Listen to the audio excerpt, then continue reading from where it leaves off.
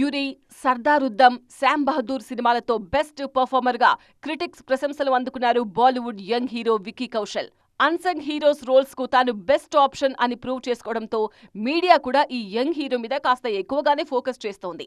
ఆ ఇమేజ్ ను అలాగే కాపాడుకుంటూ డిఫరెంట్ మూవీస్ ను లైన్ లో పెడుతున్నారు విక్కీ. తాజాగా ఛావా సినిమాతో మరోసారి తన మీద పెట్టుకున్న నమ్మకాన్ని నిలబెట్టుకున్నారు విక్కీ.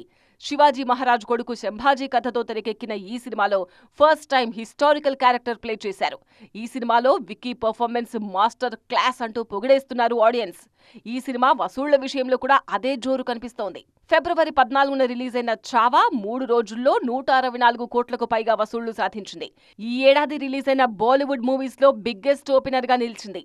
ఇప్పటికీ భారీ వసూళ్లు సాధిస్తుండటంతో ఛావా బాలీవుడ్ స్క్రీన్ కు కొత్త జోష్ తీసుకురావడం పక్కా అంటున్నారు ఫ్యాన్స్. ఛావా తర్వాత మరో క్రేజీ మూవీకి విక్కీ కౌశల్ గ్రీన్ సిగ్నల్ ఇచ్చారు.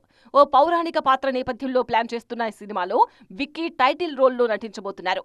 ముంజా, స్త్రీ 2 లాంటి బ్లాక్ బస్టర్ సినిమాలో నిర్మించిన దినేష్ విజన్ పరశురాముడి పాత్ర ఆధారంగా ఓ మూవీ ప్లాన్ చేస్తున్నారు.